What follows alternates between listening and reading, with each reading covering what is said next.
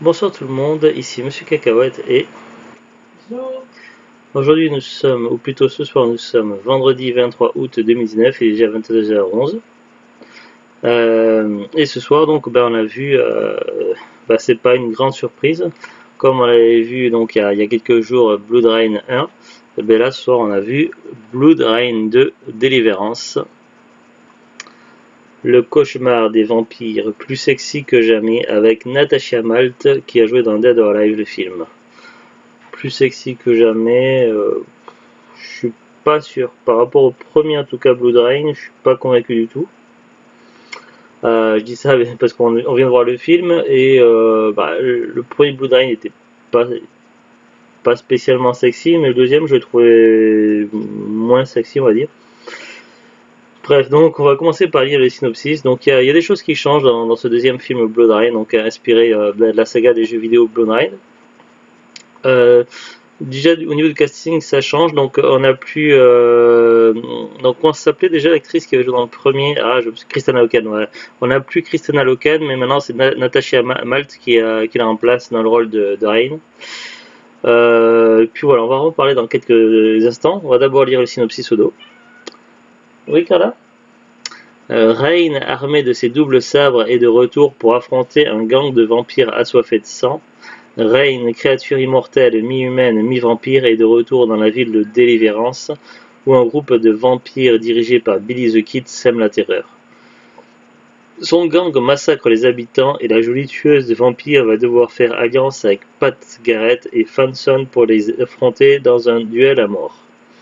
Blood Rain, franchise célèbre du jeu vidéo culte produit par Majesco. Des scènes d'action spectaculaires, des effets visuels percutants. Ah bon? J'ai pas du tout été percuté. Pour les effets visuels, je crois qu'il n'y en avait pas du tout dans celui-là, comparé au premier.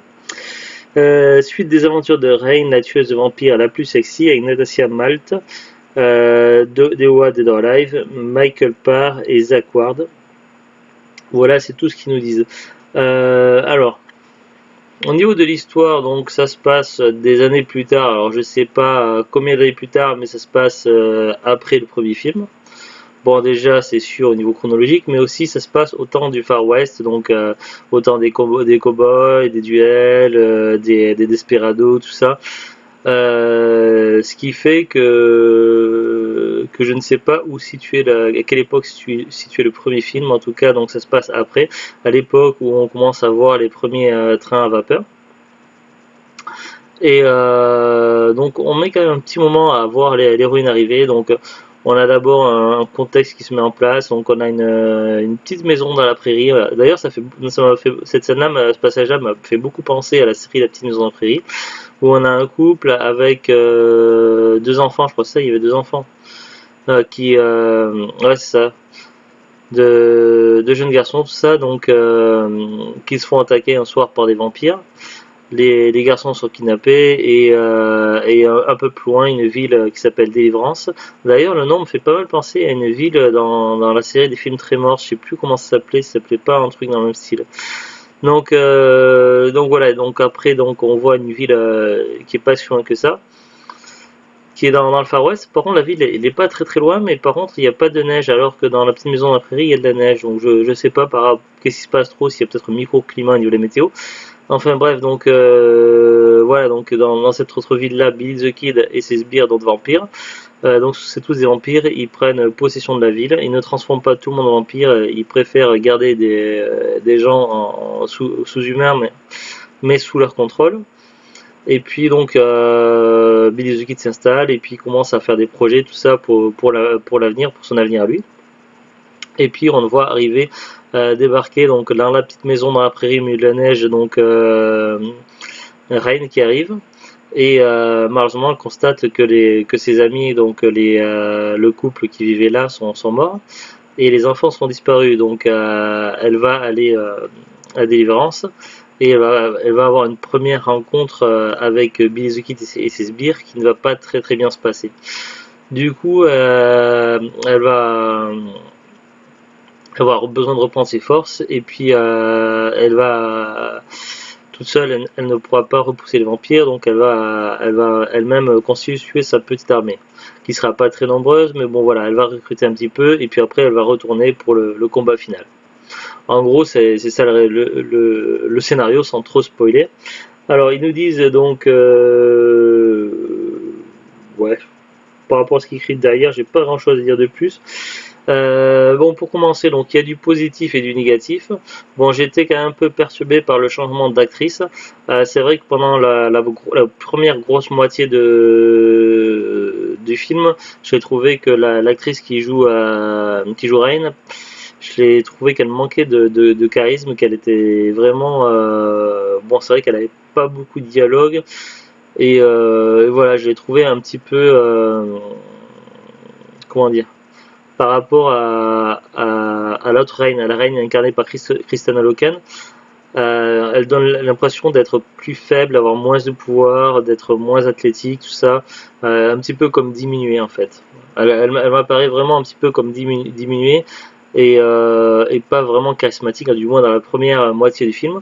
Après, elle se rattrape un petit peu avec quelques petites punchlines, tout ça, et un petit peu d'action, mais bon, c'est vrai que même pendant un temps, on se demande si elle a vraiment un côté vampire, puisque comme on le sait, donc il faut avoir vu quand même le premier film, parce qu'il y a certains détails que l'on ne peut pas comprendre si on n'a pas vu le premier film, par rapport à la fait de sa capacité de pouvoir entrer en contact avec l'eau. Donc ça, c'est des choses que l'on apprend dans le premier film.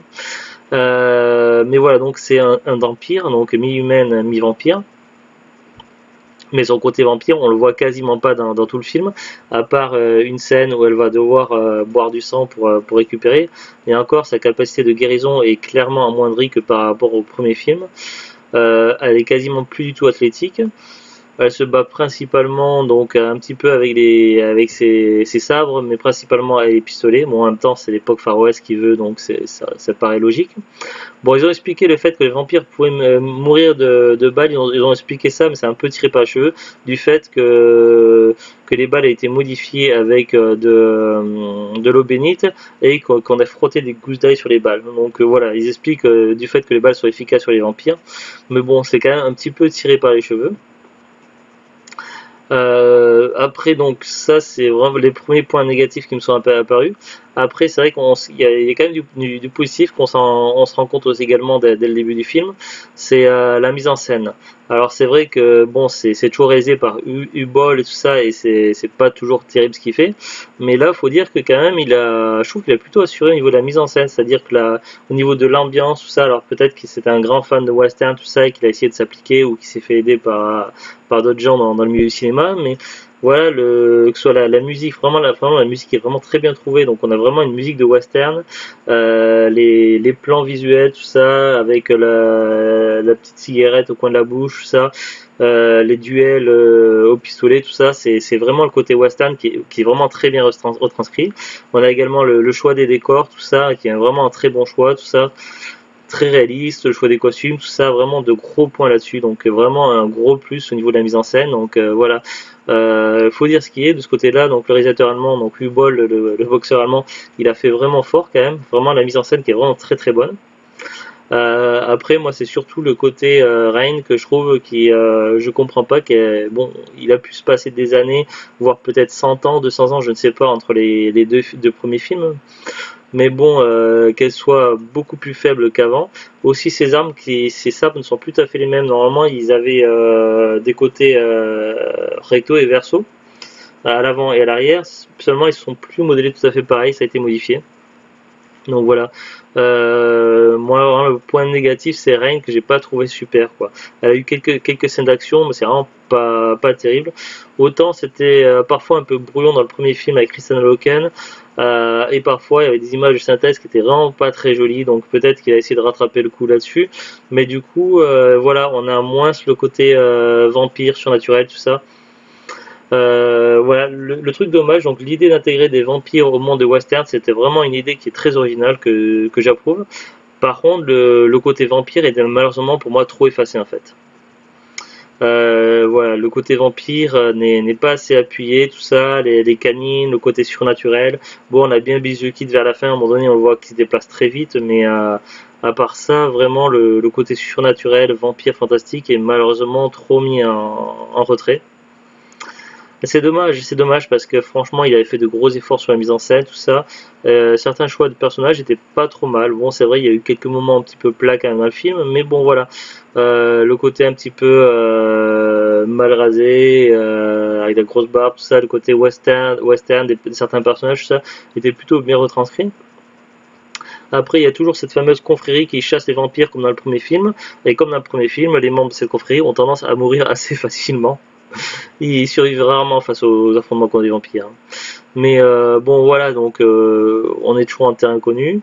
On a certains personnages un petit peu amusants. Il y a encore ce petit côté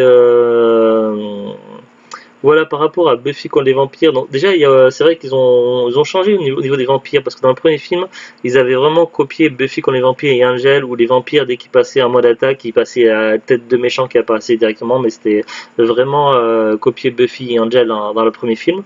Autant dans le deuxième film, les personnages sont restés plus naturels, et les vampires, tout ça, comme les humains.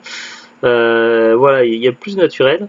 Mais par contre, c'est vrai que l'héroïne Rain, elle est quand même différente de Buffy.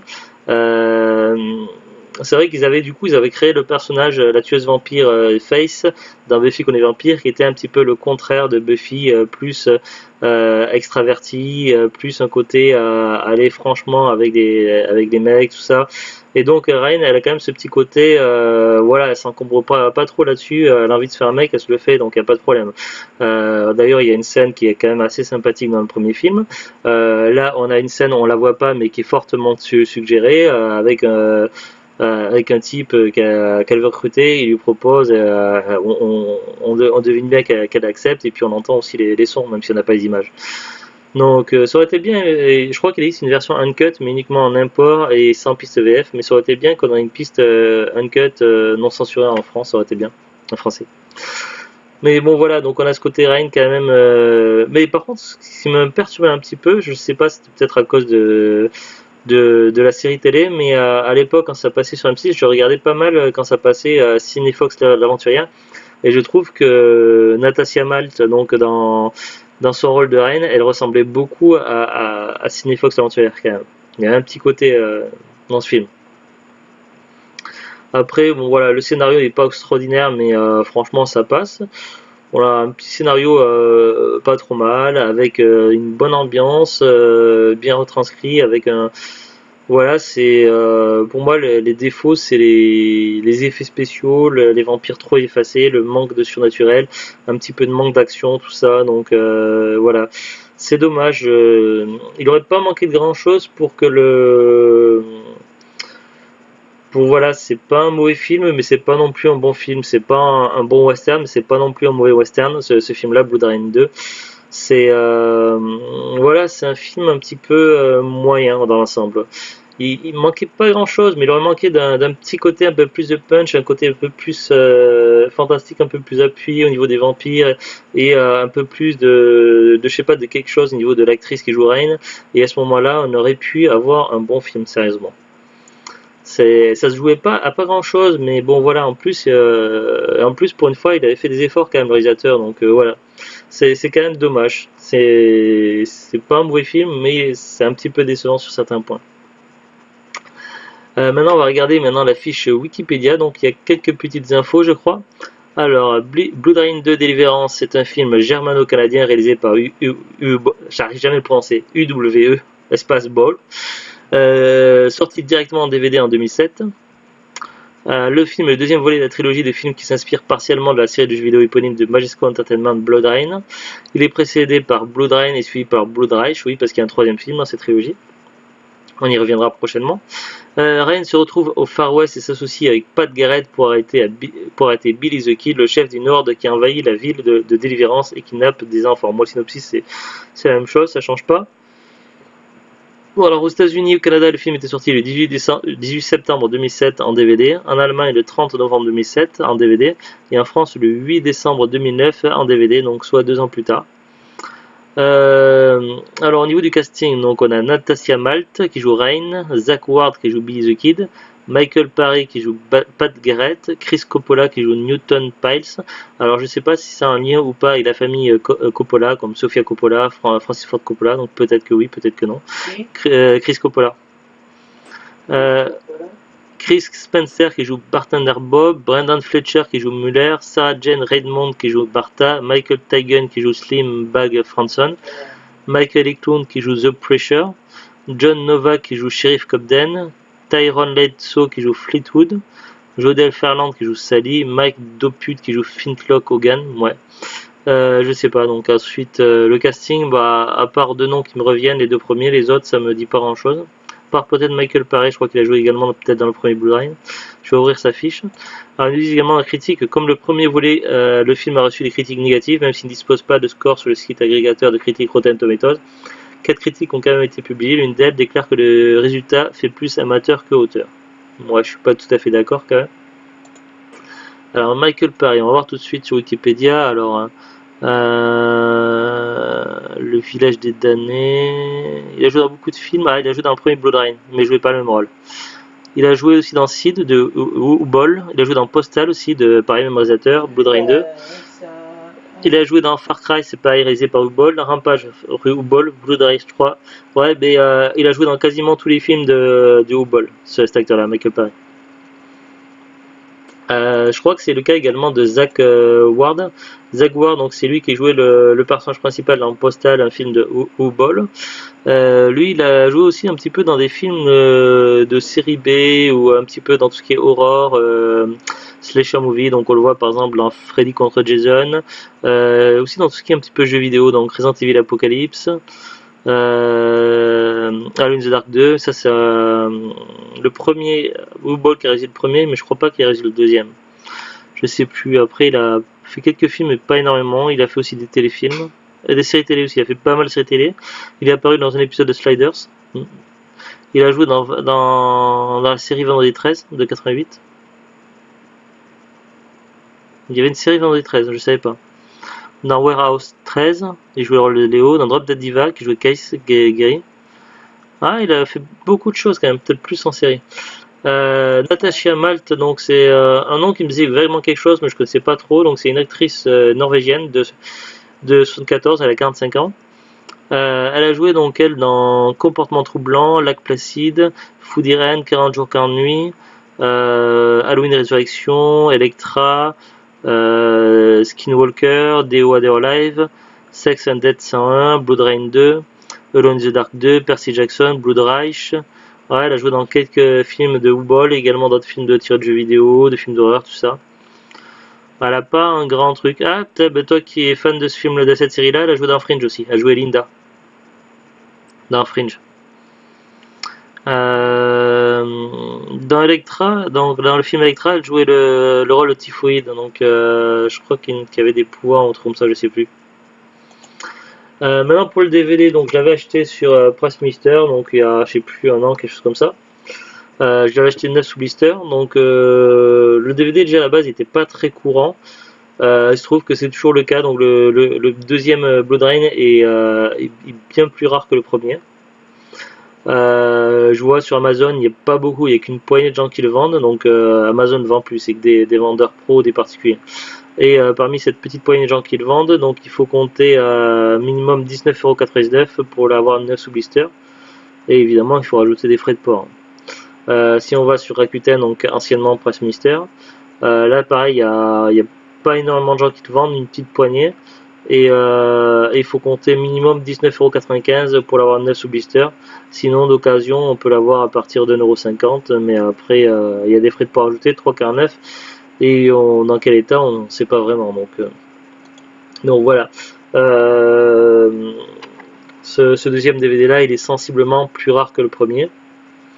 Moi j'ai eu du bol parce que j'avais mis une alerte sur Rakuten, enfin avant c'était Press Mister, et à un moment donné quand quelqu'un le vendait pas cher, donc je l'ai acheté aussitôt, donc 9 sous blister. Voilà, je surveillais un petit peu, donc je suis tombé sur le bon moment, mais voilà, maintenant ça va commencer à être compliqué. Peut-être que vous aurez une chance de le trouver par chez vous dans un magasin cash ou en brocante, mais voilà, que ce soit en magasin ou sur internet, c'est pas gagné, ou alors il faut y mettre le prix, quoi. Après, voilà, c'est vraiment pour les fans, pour les fans, les collectionneurs. Voilà, c'est pas un super film, mais c'est pas non plus un mauvais film. Voilà, après si on veut faire les Blood Rain dans dans l'histoire, dans la chronologie, dans l'intégrale, il faut évidemment voir le 1, après le 2 et après le 3. Dans l'idéal, il vaut mieux les voir dans l'ordre, c'est toujours mieux. Donc voilà, le premier qu'on a eu, nous, c'était le 3, on l'avait trouvé en 9, je crois, c'est un combo, donc Blu-ray plus DVD. On l'avait trouvé ça à Noz, je sais plus, peut-être 1,99€, un truc comme ça. Et du coup, à partir du moment où on avait le 3, je me suis dépêché d'essayer de trouver le 1 et le 2, et j'avais une chance, je les avais eu à pas cher sur Rakuten, donc sur un coup de bol, donc il m'avait fallu quelques mois quand même à surveiller, je crois, je sais plus. Mais voilà, donc voilà. Sinon, moi je fais également la collection de tous les films tirés licence de jeux vidéo. Donc même si c'est pas un super film, je vais les garder pour la collection et mettre dans l'étagère. Donc j'ai une étagère où je mets spécialement tous les films ou les animés en relation avec les jeux vidéo. Et puis voilà. Allez, sur ce, donc on vous dit à très bientôt. Bonne soirée et bon week-end. Au revoir.